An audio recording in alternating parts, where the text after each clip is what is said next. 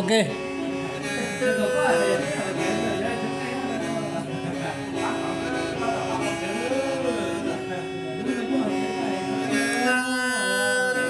Tôi mà biết họ chơi mà giờ họ chơi xin trang này mà số kênh tôi biết nó đấy so sánh cho đấy. Bữa giờ xin trang đại bé hả? Nhà cho đã biết được chân正nó biết được chân正chính là nó chính này. Nhà kia này biết có chân正mà chú ý ra rồi biết nó đấy, nhìn cho là chắc kênh trai rồi đấy.